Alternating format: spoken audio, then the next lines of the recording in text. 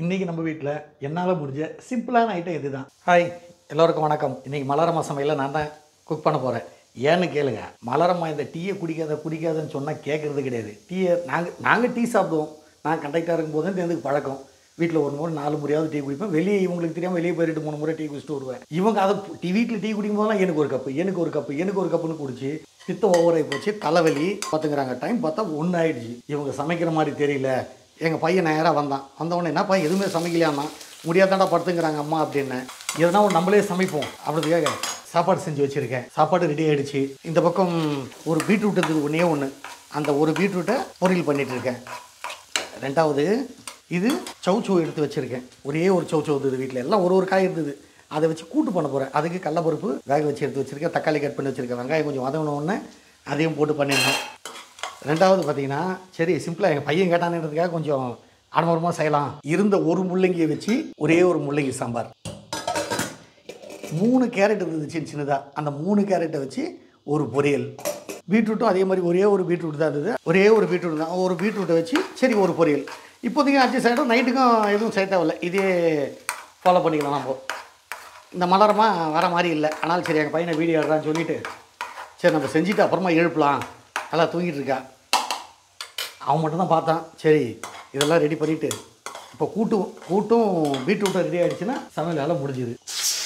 Cooker wait இன்னும் கொஞ்சம் குறையணும். சாப்பாட்டுக்கு குறைஞ்ச எடுத்து ஹாட் பாக்ஸில் போட்டு வச்சிடணும். எல்லாம் வச்சுட்டு அப்புறமா இந்த அம்மாவை எழுப்பி ரைட் இவ்வளோ செஞ்சுருக்கேன் பாரு நீ இல்லைனாலும் அப்படின்னு காமிக்கணும். பார்க்கலாம் இதுக்கு நம்ம சமையல் எப்படி இருக்குதுன்னு பையன் ஒரு டேஸ்ட் சொல்லிட்டோமே. நிறையா சாப்பிட்ருக்கேன். நிறையா நான் செஞ்சு சாம்பார் அந்த மாதிரி தான் வைப்பேன். சரி இன்றைக்கி கொஞ்சம் முள்ளங்கி சாம்பார் எல்லாம் ஒரு காய் தான் வச்சுருந்தாங்க. எல்லாம் பேலன்ஸ் மாதிரி ஏதோ. சரி அதெல்லாம் போட்டு நீங்கள் செஞ்சிடலாம். ஏன் அதுக்குள்ள ஒரு காய் இருக்குங்க. இத்தனையும் செய்கிற 3 நாள் ஐட்டம்னா நாளைக்கு மலரம்மாங்க சென்னைக்கு ஒரு கல்யாணத்துக்கு போகிறாங்க. என் பையனோட ஃப்ரெண்டு, அவனுக்கு கல்யாணம், தங்கராஜின்னு.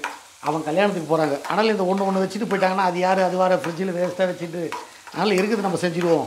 அப்போ நான் என்ன பண்ணுவோம், நாளைக்கெல்லாம் அவங்க தான் போகிறாங்க, நான் போகல. அப்போ நான் என்ன பண்ணுவேன், நான் அழகாக ஒரே ஒரு சாம்பார் ஒரு துவையல் சாப்பாடு செஞ்சுட்டா காலைல மதியம் முடிஞ்சிடும். அதான் காலையில் டிஃபன் எங்கன்னா வெளியே 2 இட்லி வாங்கி வந்து சாப்பிட்டுப்பேன். இல்லை ஒரு கப் டீ சாப்பிட்டு காலைல போயிட்டுருவேன். ஒரு 10 மணிக்கு செய்ய ஆரம்பிச்சுன்னா மதியத்துக்கு நைட்டுக்கு நாளைக்கு சரியாக போயிடும்.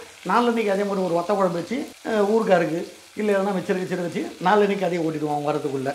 ஏன்னா அவங்க எப்படியும் வழியிலே சாப்பிட்டு வந்துடுவாங்க அடுத்த நாள் வரும்போதும். அதனால் நம்ப முடியாது. இருக்கிற அந்த ஒரு காய்களை வச்சு பண்ணிடலாம் அப்படின்னு ஃப்ரிட்ஜில் இருந்து எடுத்து நானே பண்ணிகிட்ருக்கோம். வெங்காயம் தக்காளி கொஞ்சம் வதங்கிருக்கு. இன்னும் கொஞ்சம் வதங்கிடுச்சுன்னா காயை சேர்த்து நம்ம எடுத்து வச்சுருக்க சௌச்சௌ, அதாவது பெங்களூர் கத்திரிக்காய், இதை போட்டு அந்த கடலப்பருப்பு வச்சு கூட்டு. அவ்வளோதான் இன்றைக்கி நம்ம வீட்டில் சமையல். ஒரு சௌச்சௌ கூட்டு, ஒரு முள்ளங்கி சாம்பார், பீட்ரூட் பொரியல், கேரட் பொரியல், சாப்பாடு. அப்போ அப்படிங்க வாடா, நான் செஞ்சதெல்லாம் பாடுறா என்ன நான் செஞ்சுருக்கேன்னு. அதுக்குள்ள சாப்பாடுலாம் ரெடியா? அம்மாவுக்கு தான் உடம்பு முடியலன்னு சொன்னாங்கல்ல. சரி செய்வாங்கன்னு எல்லாம் கட் பண்ணி வச்சேன், எழுதுக்கல. சரி நீ சொல்கிறதுக்குள்ளே 1 மணி நேரத்தில் செய்ய, என்ன 1 மணி நேரத்தில் செஞ்சாச்சு. ஆனால் ரொம்ப சீக்கிரம் பண்ணிட்டீங்க. ஒயிட் ரைஸு எல்லாம் ஊற வச்சது தானே.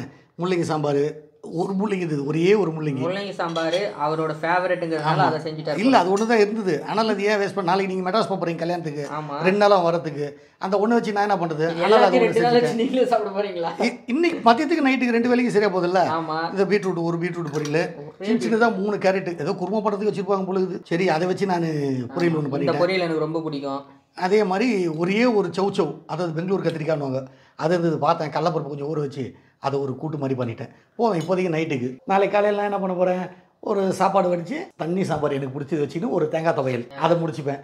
நாளைக்கு என்ன பண்ணுவோன்னா வத்த குழம்பு வச்சுட்டு சாப்பாடு வச்சுட்டு கூட ஊருக்காய் இல்லை எதனா மிச்சர் வச்சு நாளைக்கு அட்ஜஸ்ட் பண்ணிவிடுவேன். முடிஞ்சு போச்சு. அம்மா வந்தவொடனே, நீங்கள் ஊர்லேருந்து வந்தவொடனே சந்தைக்கு போயிட்டு எல்லாம் வாங்கிட்டு வந்து வச்சுன்னு என்ன செய்கிறாங்களோ அதை அம்மா செஞ்சுக்கிட்டோம். இன்றைக்கி என்னால் முடிஞ்சு சிம்பிளாக முடிச்சிட்டேன். அவ்வளோதான். எடுத்து போயிட்டு எழுப்பு அம்மாவை. இது முதல்ல நான் செக் பண்ணிக்கிறேன் நல்லா இருக்கான்னு. எனக்கு பிடிச்சது ஃபேமஸ் தெரியுமா, இதுதான்டா. 1 கிலோ சாம்பாரில் போட்டால் கூட காய் மட்டும் எடுத்து சாப்பிட்ருவேன். குழம்பு உப்பு ஓகே, கூட்டு எப்படி இருக்குதுன்னு செக் பண்ணிக்கலாம். கூட்டுக்கும் உப்பு கரெக்டாக இருக்குது. நீ கேட்டால் பொரியல் உனக்காகவே செஞ்சாங்க. அம்மா கிட்ட அந்த பீட்ரூட் குத்த என்ன பண்ணுவாங்க தெரியுமா, பீட்ரூட்லேயே வேர்க்கடலை போட்டு வேர்க்கடலையை அரைச்சிட்டு அதில் போட்டு கலக்கிடுவாங்க. அவளுக்கும் பிரியாக்கும் அது ரொம்ப பிடிக்கும். நான் இதுலேயே பீட்ரூட்லேயே பசஞ்சு கூட சாப்பிடுவேன் நான் ஒரு நேரத்தில். இன்றைக்கி நம்ம வீட்டில் என்னால் முடிஞ்ச சிம்பிளான ஐட்டம் இது தான். பார்த்துட்டிங்களா? இதே மாதிரி நீங்கள் யாருன்னா செஞ்சு பார்த்து ட்ரை பண்ணுங்கள். நீங்களாம் ட்ரை பண்ணால் தானே தெரியும் என்ன நான் போட்டிருக்கோம், என்ன எப்படி செய்கிறதுன்னு. உங்கள் டேஸ்ட்டுக்கு ட்ரை பண்ணுங்கள். நான் இது வந்து எதுவும் சொல்லலை, என்ன நான் போட்டிருக்கேன், என்ன மிக்ஸ் பண்ணிக்கிறேன்னு சொல்லலை. உங்களுக்கு தெரிஞ்ச மாதிரி நீங்கள் ட்ரை பண்ணுங்கள். சாப்பிட்டு பார்க்கட்டும். வீட்டில் இருக்கிறவங்க நல்லா இருக்குதுன்னு சொன்னால் அதையே ஃபாலோ பண்ணி. மெயினாக பேச்சுலர்ஸ் தனியாக இருக்கும்போது இந்த மாதிரி செஞ்சுக்கலாம். எதனா ஒன்று வெளியே போய் ஹோட்டலில் சாப்பிட்டு வயிற்றை கெட்டுக்காத, உடம்பை கெட்டுக்காத, ஏதாவது ஒரு பொரியல், ஒரு சாம்பாரோ இல்லை ஊறுக்காய், ஒரு தயிர் தாளிச்சு அந்த மாதிரி எதனா ஒன்று கூட வச்சுன்னு சாப்பிட்டுக்கலாம். சரி ஓகே, இதே மாதிரி ஃபாலோ பண்ணுங்கள். மலரம்மா சமையலை ஃபாலோ பண்ணுங்கள், சப்ஸ்கிரைப் பண்ணுங்கள், ஷேர் பண்ணுங்கள். நன்றி.